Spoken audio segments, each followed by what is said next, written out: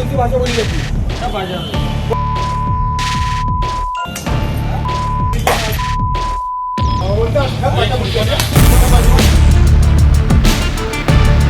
राज ठाकरे का पिताजी का देश नहीं है, ये सब लुम्पन एलिमेंट है। महाराष्ट्र की राजनीति में कई दशक से राज ठाकरे सक्रिय हैं, लेकिन उनकी पार्टी का एक भी विधायक नहीं। खुद उनके बेटे ने संसदीय चुनाव लड़ा और करारी हार पाई। ऐसे में राज ठाकरे और उनकी पार्टी मनसे जब भी चर्चा में आती है, गलत वजहों से ही आती है, जैसे आम व्यापारियों या कामगार लोगों से बदसलूकी करना, भाषा के नाम पर गुंडाई करना। आप ये वीडियो देखिए जिसमें एक व्यापारी को मराठी के नाम पर मनसे कार्यकर्ताओं ने कैसे उसकी पिटाई कर दी। मराठी कंपल्सरी हो गया है। तुम क्या बोले? क्यों मराठी बोलेगा? अरे मार गए। क्यों मराठी बोलने का मतलब? ऑफिस में आए थे, संदीप राणे साहब के ऑफिस में। अरे हमको थोड़ी मालूम है कभी कंपल्सरी हुआ। आज तो आपको मैं क्या बोला? आपको मैं आपको क्या बोला? सीखने का सीखना पड़ेगा हमको। आप बोल रहे मेरे को बोलिए ना, अरे हमको मराठी नहीं आता। सीखिएगा करके क्या बोले? क्यों मराठी बोलेगा मतलब? ये क्या होता है? क्यों मराठी मतलब? इसको मराठी कौन से राज्य? महाराष्ट्र में ना, इतना मालूम है ना? महाराष्ट्र में कौन सी भाषा बोली जाती है? क्या भाषा?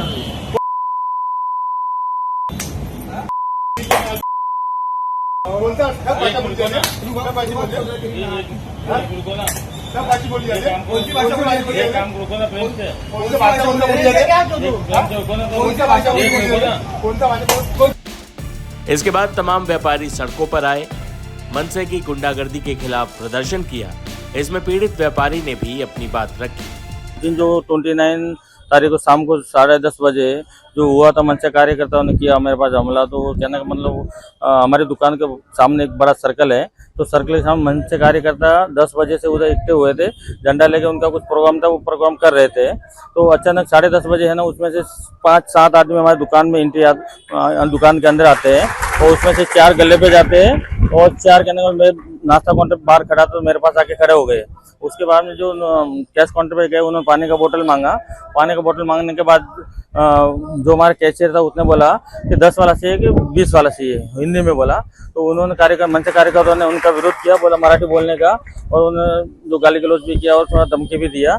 उसके बाद इतना करने के बाद मैं नाश्ता काउंटर बाहर खड़े थे, सब मेरे पास आ गए और उसके बाद मेरे को बोलते हैं तुम्हारा व्यवसाय कौन सी राष्ट्र में है? तो मैंने बोला एक काम को हमारा व्यवसाय महाराष्ट्र में है और एक काम करो। उन्होंने फिर बोला कि महाराष्ट्र में कौन सी भाषा बोली जाती है? तो मैंने बोल दिया कि काम महाराष्ट्र में ना जो सभी भाषाएं बोली जाती है। इतना बोलना रहा मेरा, और उन्होंने चारों तरफ से मेरे ऊपर है ना हाथ उठा दिया और 3-4 जन मेरे को सब धड़ाधड़ मारने लग गए। वो 10 मिनट तक मेरे को मारते गए और मैं एकदम है ना हताश हो गया और मेरा माइंड एकदम डिस्टर्ब हो गया और मैं कुछ समझ में नहीं आ रहा है क्या हो रहा है मेरे साथ में, और एकदम डिप्रेशन में चला गया। उसके बाद 10 मिनट के बाद मनसे के कार्यकर्ता जो बाहर रैली में से आते हैं और 7-8 जन आके मेरे को उनको छुड़ा के लेके जाते हैं और वो लेके चले गए। 10 मिनट में सब निकल गए और ऐसा ही मेरे पास पहली बार हुआ है। और ऐसा जो उन्होंने जो लग रहा है कि अचानक आके ऐसा जो उन्होंने किया मेरे साथ में, वो ऐसे साजिश ही था। एकदम अचानक वो पहले प्लान बना के आए थे। तो ऐसा घटना जो हुआ है वो उससे मेरा है ना बिजनेस और मैं कस्टमर के सामने, स्टाफ के सामने मानने से मेरा है ना कि एकदम माइंडली में डिस्टर्ब ही हो गया हूँ। राजनीति में हाशिए पर धकेल दिए गए राज ठाकरे और उनके चचेरे भाई उद्धव ठाकरे सालों बाद एक साथ आए हैं ताकि अपनी राजनीतिक जमीन बचा सकें। लेकिन इस दौरान भी मंच से राज ठाकरे ने जो मराठी ना बोले उसके कान के नीचे देने का वाला बयान दे दिया, जिस पर विवाद हो गया। इस पर रणनीतिकार से राजनेता बने प्रशांत किशोर ने तीखी प्रतिक्रिया दी। पीके ने यह भी राज खोला कि कैसे ये दोनों भाई उनके पास मदद मांगने आए थे। सुनिए क्या बोले प्रशांत किशोर।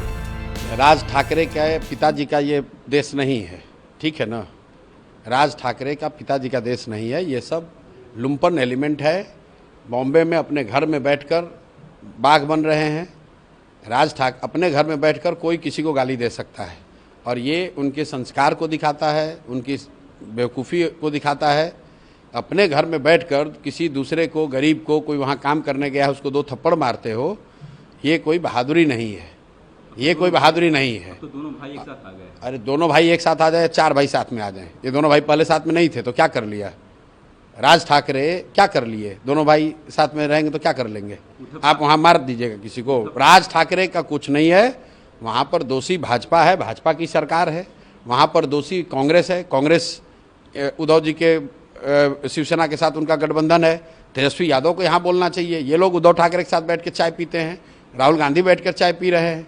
जब हम लोग शिवसेना को हमने मदद की तो हमने उनसे आश्वासन लिया था कि बिहार के हिंदी भाषी लोगों को बॉम्बे में, महाराष्ट्र में कोई भी नुकसान नहीं होना चाहिए, कोई भी मारपीट नहीं होनी चाहिए, अपशब्द उनके साथ नहीं होना चाहिए। और आप ANI के रिपोर्टर हैं, आप जाकर चेक करा लीजिए। 2020 से लेकर इस घटना से पहले तक एक भी शिवसेना की ओर से कोई ऐसी घटना बिहारियों के प्रति, हिंदी भाषियों के प्रति नहीं हुई है।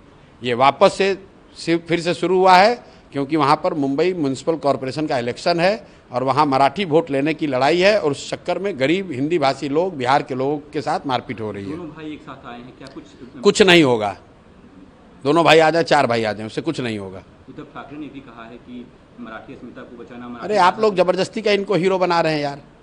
महाराष्ट्र तो आज तक जीत नहीं पाए।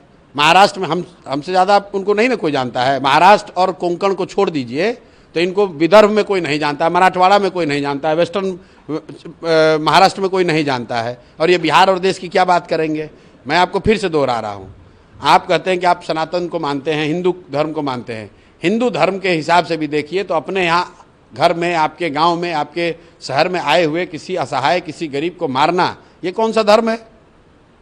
अरे तुम्हारा दम है तो जो मजबूत लोग हैं उनसे लड़ो भाई। अगर तुम्हें बिहार के लोगों से इतनी दिक्कत है तो हमसे काहे मदद मांगने आए थे? जाके देखिए फोटो, हमसे मदद मांगने आए थे कि नहीं? हम मराठी बोलते हैं, हमसे काहे मदद मांगने आए थे? हम भी तो बिहार के ही हैं। ये यही धर्म सिखाता है।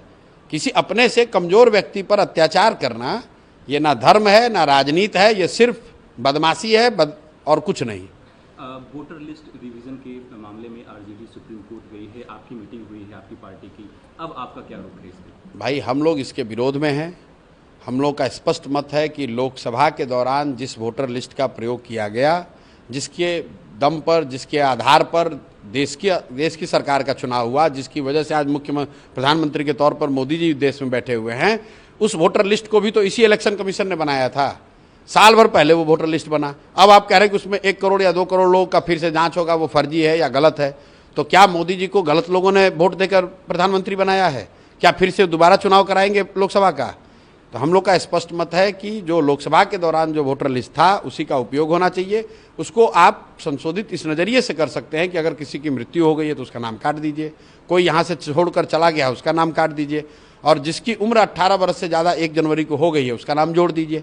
इसके अलावा अगर कोई पैरामीटर आप लागू करते हैं तो सीधा दिखाता है कि आपकी नीयत ठीक नहीं है। आप लोकसभा के परिणाम के अलग, लोकसभा के वोटर लिस्ट से अलग कुछ कर रहे हैं, तो ये कहीं ना कहीं आपकी बदनीयती को दिखाता है। एनडीए के लोग कह रहे हैं इसे घुसपैठियों की पहचान की जाएगी। तो भाई ठीक है, घुसपैठियों की, तो क्या उसी घुसपैठियों के वोट से जीत कर आप आए हो लोकसभा में?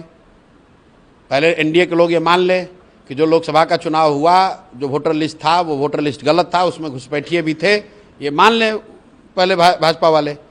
भाई 15 साल से सरकार चला रहे हैं, तो कह रहे हैं कि हम लोग इतना शक्तिशाली हैं, भारत को इतना अच्छा देश बना दिया कि कोई सारा घुसपैठिया को मार के भगा दिया।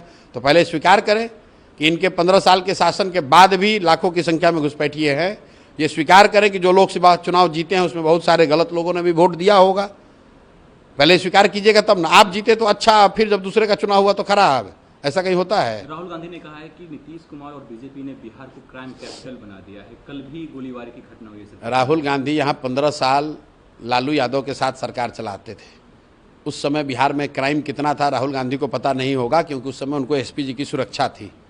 अभी दिल्ली से बैठ के उनको यहाँ क्राइम दिख रहा है। जब बिहार के घर घर से अपहरण, रंगदारी, लूटमार हो रहा था तो उनको बिहार में स्विट्जरलैंड दिख रहा था। उस समय कहाँ थे राहुल गांधी? तो अब यहाँ 10 MP 12 MP का वहाँ मदद मिल रहा था। यूपीए में लालू जी ने उनकी मदद की तो उस समय उनको बिहार अच्छा दिख रहा था। आज नीतीश कुमार छोड़कर राहुल गांधी को नेता मान लें तो उनको फिर बिहार में स्विट्जरलैंड दिखने लगेगा। इसी बिहार में तो इसी नीतीश कुमार के साथ आकर यहाँ इंडिया गठबंधन बनाए थे। उस समय बिहार अच्छा दिख रहा था। फायरिंग तो लेकिन सर हुई है ना, कल भी हुई है रात में। अरे भाई, तो उसके लिए राहुल गांधी की क्या जरूरत है? बिहार के लोगों को नहीं पता है राहुल गांधी क्या कर लेंगे उसमें? राहुल गांधी आज तक जीवन में बिहार में एक को दिन बिताए हैं? हमने आपको कैमरे पर पहले भी कहा है, राहुल गांधी ने अपने जीवन में एक रात बिहार में बिताया है। राहुल गांधी की क्या जरूरत है? बिहार का 13 करोड़ आदमी, क्या हम लोग के बुद्धि पर मती मारी गई हम लोग की? हम लोग सक्षम हैं अपना राज्य सुधारने के लिए, उसके लिए राहुल गांधी के एक्सपर्ट एडवाइजरी की जरूरत नहीं है। यही लोगों ने तो मिलकर बिहार को बर्बाद किया है। 40 साल उनके पार्टी का शासन था, काहे नहीं सुधारे? जब लालू जी को 10 साल समर्थन दे रहे थे, जंगल राज, कोर्ट ने कहा बिहार में जंगल राज है, तब काहे नहीं सुधारे? अभी महागठबंधन की सरकार थी, उनके लोग मंत्री थे, लूट रहे थे, तब काहे नहीं सुधारे? अब याद आ रहा है वोट मांगते समय। इसके परे बिहार के लॉ एंड ऑर्डर पे क्या कहेंगे सर? गोलीबार की घटनाएं रोज। भाई, हम लोग 3 साल से कह रहे हैं कि बिहार में लोगों की जो स्थिति है, जो व्यवस्था है, नीतीश कुमार का इकबाल खत्म हो गया है। शारीरिक मानसिक तौर पर नीतीश कुमार कुछ भी करने की स्थिति में नहीं है। शराबबंदी, बालू माफिया, अनाज माफिया बिहार में सरेआम है। पिछले 2-3 साल से लगातार कानून व्यवस्था की स्थिति बिगड़ी है। जब घर का मुखिया ही अचेतन अवस्था में रहेगा तो कानून व्यवस्था तो बिगड़ेगी ही बिगड़ेगी। बता दें कि मंगलवार को भी व्यापारियों ने मुंबई में इस गुंडागर्दी के खिलाफ एक रैली निकाली, जिसके खिलाफ राज ठाकरे के मनसे के कार्यकर्ता भी सामने आ गए। हालांकि मुंबई पुलिस ने उन्हें हिरासत में ले लिया।